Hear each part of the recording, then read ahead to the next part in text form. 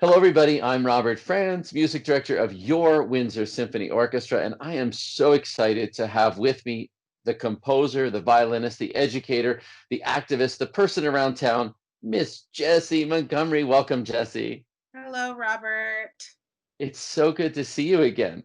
You too. You too. The Thanks. last time I saw you was actually just on the other side of the river from Windsor. You were performing with the Sphinx Virtuosi, of which you are the composer in residence. And I know you've been associated with that organization for a long time Yes, in the Detroit Institute of Art, right? The DIA was where the concert was. that's Is that right. right? That's Yeah, right. and Yeah. I saw you in an elevator. I think I chased you down the hall, like Right. screaming at the elevator door, wait, wait, wait, wait, wait. As we were all piling in on the whole orchestra into the elevator. Yeah. That's right. Pre-COVID-19. Now we go down one at a time and go down with masks and steps and the whole nine yards. Exactly. Yeah. Well, I am super excited to talk to you today because we are performing on our very first episode of our digital concert series at the WSO, Your Work Strum, a piece that I've conducted a number of times and is a fantastic, fantastic piece of music. And I want to talk all about it. But before that, I want to ask you a couple of questions about yourself because you are, in my estimation, one of the most interesting composer, artist, activist, educators I know. And you do so many cool things and you're so involved in so many cool things. You've been involved with the Sphinx organization since 1999. You're the Right. winner of the ASCAP Leonard Bernstein Award for Emerging Concert Composers. You're part of the New York Phil's Project 19, centennial marking of the signing of the 19th Amendment to give equal rights, voting rights to women. You are a teacher and you have this incredible model that you use for teaching.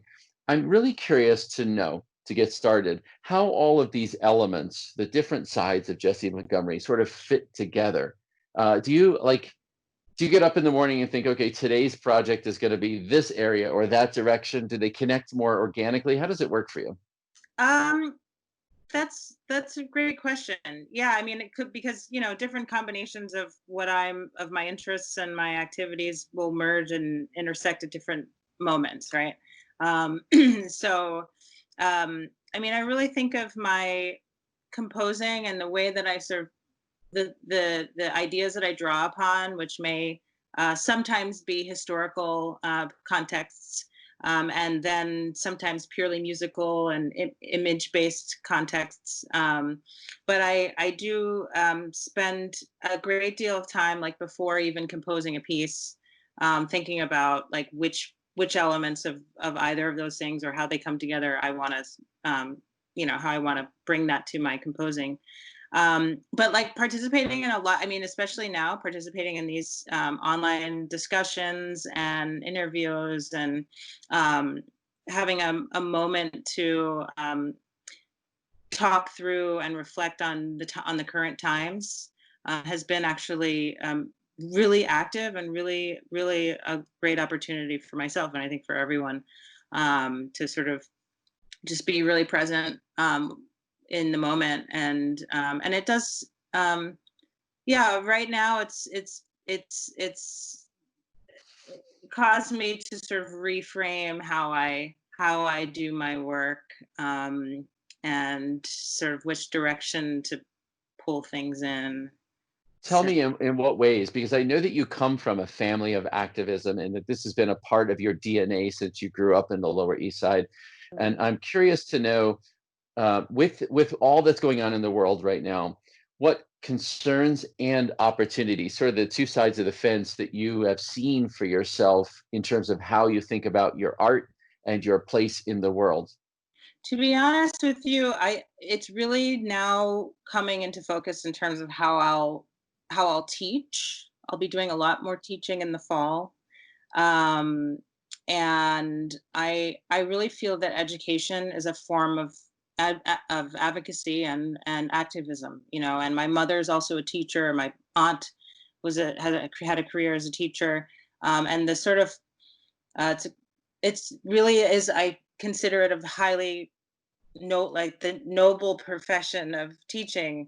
It's an incredibly important position to be in, and you have an opportunity to really explore your place in it in the world, and also to sort of allow that conversation to happen with your students. And I feel like some of the work I'm going to be doing this fall is going to involve um, working with composers who are also performers. So if you're performing your own music, sort of using that platform as a way to explore whatever personal narrative you might be carrying around with you, and how it connects to the broader world. So that's something that I'm going to be sort of exploring a little bit more deeply this fall. So, Jesse, that brings up another point that I'm really curious about, and that is this combination of artist and composer sort of performing your own piece. One of the things I've been thinking as I've been watching your quartet, the Catalyst Quartet, play Strum, and by the way, the video that you have out of you guys combined with, is that Coney Island or is that Oh what? yeah, it is Yeah, Coney Island. Yeah. I love that. The idea of roller coasters and the sound is just really extraordinary. Um, but you in the quartet you play in this piece recording you play second violin, and I thought to myself, gosh, what must it be like to be the second violinist in a quartet playing your heart out and having written the piece? What is that feeling like for you? Oh, it's very joyful. Yeah. I mean, it's very, I mean, I also wrote, I mean, as you'll hear, I wrote the piece with myself as second violin, mainly because at the time I wrote the piece, I was playing second violin in the quartet for the original version of this, and I wanted to write the main motor in my part so that I could Oh, help drive the thing a little bit. oh, fun. My, Okay. yeah, and so and I yeah, so that's sort of why that happens in the second violin part. And yeah, no, it's a very it's a really wonderful feeling actually to play my own music, especially with colleagues that I trust, where there's this sort of musical trust and personal trust that's built in, so that if things need to go in one direction or the other, everyone's like sort of on board for that. So it feels like it's a super supportive environment. Do you feel like it's a process? I know for some composers, I've worked with many living composers in the room, and so I've worked with every variety from complete control of what's going on to completely letting go of everything that's happening and just Yeah. letting it be. How do Mhm. you find yourself on that spectrum? I think what's yeah, so I fall a little bit like center. Like I like there to be room for people to bring their own sense of timing and sense of like personality to it. Yeah. But I also have like a slight issue with all people like add notes and add ornaments to Yes. things. That Yes. does happen because I think because maybe there is a sense of freedom in the piece, which is great. But it's a little confusing because I also have pieces where I have specific places where I want people to improvise. But Sure. I guess the difference is that I'm very specific about when to take Yeah. certain kinds of liberties and not others. So, Right. um, and that's just like, and that's sort of a fun challenge, and that's fine. But I like that people are inspired to sort of bring their own. Have you had and you don't have to name the quartet, but have you had an experience where you've heard a quartet play and you thought, wow, I never thought of it like that before. That's cool. Or no. um, you know, yes, yeah, it happens, Sure. it's not going to be that everyone sort of gets it, in the same way. Um, but, but I would, you know, um, I would just say like, yeah, should always try out something if you're, yeah, try out Absolutely. for size and see how it goes. Absolutely. Um, but I yeah. mean, I think as a performer, and I can say it from a conducting standpoint, when you have a new piece, obviously you want to be as committed as you can to the composer, but at some point you have to have a sense of ownership of the music, right? I mean, you have to have a sense of like, okay, this is what I understand, and this is what I'm trying to do. Right. And I could Yeah. imagine as a composer, it's hard to sort of find that balance. And I know as a conductor, it is as well, right? I mean, I want to do everything I can to fulfill your message as the Mhm. composer. Mm. Um, Tell us a little bit about the Sphinx organization. You became associated with it in 1999, and now you're composer in residence for the Sphinx Virtuosi. This is an organization that is based literally right across the river from where we are in Windsor, Ontario, Right. and it's quite an extraordinary organization. Agreed, absolutely.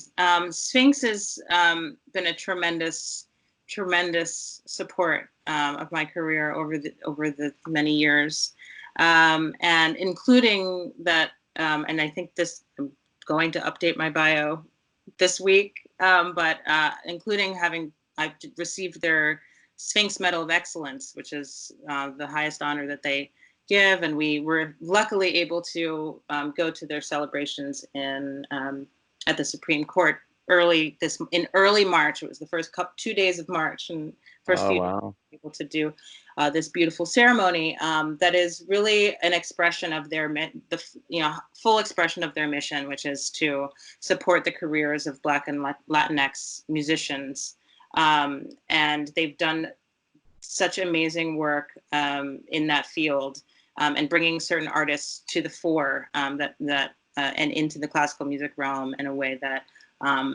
is really just values like true excellence and virtuosity, and a lot of the sort of values that we hold within the art of classical music, Mhm. which is beautiful. And it's a huge network of musicians, thousands of musicians of color who are made up that make up the sort of affiliates and membership of different sort of groups of people within the organization. And so I mean, they've been an incredible. They gave me some of my very first commissions for large ensemble, and like I said, for Sphinx Virtuosi, I've been in residence with that ensemble, and they continue to. I actually just wrote a new piece that was supposed to be premiered this fall on tour. Mhm. Unfortunately, not this year, but hopefully next year. So a piece for solo cello and string orchestra. And, That will, and that ensemble, the Sphinx Virtuosi, gets together annually, biannually, and tours, right? that's correct. Yeah. Yes. They tour about 4 to 6 weeks a year, Mhm. and it's made up of 18 musicians, and it's a conductorless orchestra. Yeah. And yeah, and they have had incredibly successful tours over the past few years. So, and really awesome musicians. So. What I've worked with a number of the musicians from that organization over the years, and it's really, I think, an extraordinary testimony to when people put their minds to it, that they could really make a difference. And Mm. I've really sensed that from you as well, that what I love about your work and you as a person is that there's always this sense of integrity. There's always this sense of this is what I think is right, and I think that we should move in that direction. Can you share with me a little bit of what it's like to be a woman of color in this sort of field? I mean, you are not among many. It's a slim demographic, and you have such an important voice, and I want to understand what it feels like a little bit. Yeah. Well, I mean, I guess in being one of a small majority of women of color composers, I mean, it's and of course we're talking about. I mean, there's amazing history of Black female contributions or Black contributions in general Yes. to the field of classical music, and it seems that this is a sort of timely moment at which to, um, you know, um, just I mean, we're being highlighted in a way that's both uh, sort of difficult but also really positive, moment. And so I think I think what you like you said, I think just sort of being present in it, and continuing to, my point of view is just to continue to try to express fully what it is for me to create as an artist, knowing that this opportunity has been passed on to me by people who were not able to have this opportunity to express sometimes their true artistic voices were not allowed to be featured and celebrated in their lifetime. And so I think, so I take that very seriously, and especially in this moment, it's been very important for me to sort of come more in tune with my own wishes, my own vision for my own artistic output, which is something that's, it's hard. It can be hard to do. I mean, when you're dealing with a lot of different sort of logistic matters and making sure I stay on point and on time with the public conversation and et cetera, et cetera. That, so just making sure that I am treating my art and what I create as a top priority among all of those things. Right. So that, so that that legacy that's being passed on is like existing in a place of freedom of choice, right? So, right. So that's where my head is right now. So I'm trying to set up my squares so I can. Well, it's yeah. I'm sure it's a lot of responsibility to feel the weight of what happened before, and then knowing what direction to go. Because in addition, being a composer is such a there's something about being a composer that you have to express what's deepest within you, and you have to bring that out, and you are affected by the world around you. There's just no way not to be affected. And that's what I love about your music, is that there's this real connection. There's no hiding from it. There's no backing away from it. Just full on, here I am as an artist, here I am as a person, here I am as a musician, and boom, this is what I have to say. And I am very grateful that you decided to take Strum, the original string quartet, and make it playable by a string orchestra. Tell me how that happened, how it originally began, how that happened, and a little bit about the piece, maybe. And thanks to you, Robert, for that opportunity. Yeah, yes. with the Boise Philharmonic, and that was the first sort of big string orchestra arrangement of that piece. That was it? I didn't remember that. Are you serious? If so, Robert, you were like, well, can we do it with orchestra? And I thought, I might not have let on. Okay, maybe that's what it was, Jessie, because I don't know that I knew that, but that is phenomenal. I believe that's how it went, how it took place. Yeah. But yeah, and so I arranged it for string orchestra. And then you guys did it with like this giant string section, and it worked so well. It's definitely a chamber music piece because of like how the grooves like lock together, and if it needs to, speed up or slow down or whatever, like, there's that constant motor that goes through. But yeah, I think, it's just it's such a lively piece. It's really exciting to hear it just like en masse, like with such a large group. I always get really excited by that. So and do you guys, and there's also the solos and then the tutti sections, right? So it lets this piece kind of breathe in a different way, which is kind of nice. Yeah. It has a lot of layers to it. Can you talk a little bit about how it's put together in that regard? Because my father once asked me how to listen to a piece, and so I gave him this sort of set of 4 tools to use to listen. And one of them was the texture of the music, sort of the soundscape of the music, and how it shifts from like layer to layer. And that, I think, is a real, in my opinion, an apt description of this 7-minute work, Strum. Can you talk a little bit about how you layered it? Sure. So there is this like this is a very like groove oriented piece, and so I had established the sort of the groove and the harmonic progressions that were going to happen in relation to that, and then I just started, layering the melodies on top and thinking about, I think in this piece is probably, I was really thinking about the gestural relationships and why one gesture intersects with another and how they intersect, and then create, like create super levels, super, Yes. yeah, Sure, sure. super layers. Um, and yeah, and so there's really a solid base uh, throughout. I think that kind of holds, it's the glue that kind of holds it together. And then that lets me be sort of free about how things interplay on top of that. So Um, so I have one last question for you, and my question is, what was your first musical memory, either with your violin or the first time you were sort of inspired to write down a piece of music, or both? oh man, you know, um, I used to I used to improvise a lot when I was a little kid with my teacher, Alice Kanak, who I talk about a lot.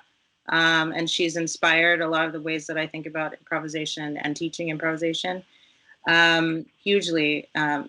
And I remember being in her class, and we had an improv class, and I remember just the feeling of her saying, well, actually, you know what? This was a lesson that we were in. We were in a private lesson, and she said, I was playing a piece that was technically too hard for me at the time, but she wanted to challenge me and see what I did with it. She's an excellent teacher of young people, especially kids that have a lot to give, and Yep. she's extremely good at guiding that. And so she said, you know what? It was the DeBarrio violin, like concertino or something like that. And she said, play it as if you just made it up. Yeah. Ah, Yeah. And I remember I was little. I was like 11 or something like that, 10 or 11. And she said, play it as if you just improvised it, because we'd been working on improvisation a lot at this time.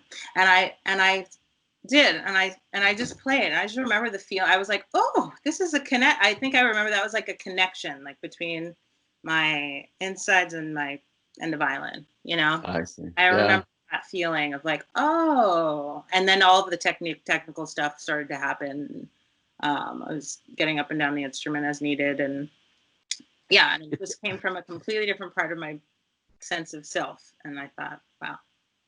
Well, it's like you stumbled upon what I consider to be the most important question, which is the why you're doing something, right? And Mhm. all of a sudden, once you have a sense of why, then all the technique either comes into play, or you demand the technique of yourself to be able to accomplish the why. But you Yeah. have to have a commitment to the why first, Yes. because Yeah. without the commitment to the why, there is nothing. There's nothing. Yeah. Yeah. Exactly. With the What big lesson. Yeah.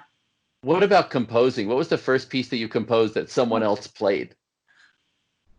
Like, because that feeling of sitting and hearing someone else play back what you Yeah. composed.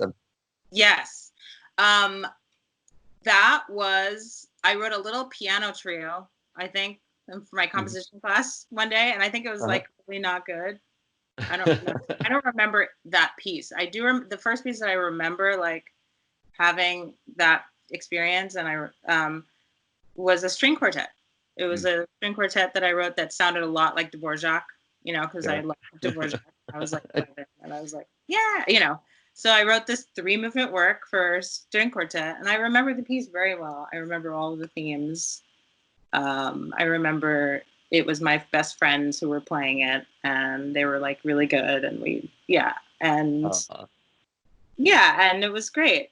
And I've been trying to find that recording for the longest time. I feel like there should be like a cute like composers like back when, and like have little student compositions yeah, like played, and I don't know. Anyway, I got to find that recording, but it was really really I remember that feeling of like I created this thing, and yeah, that's awesome. really fun.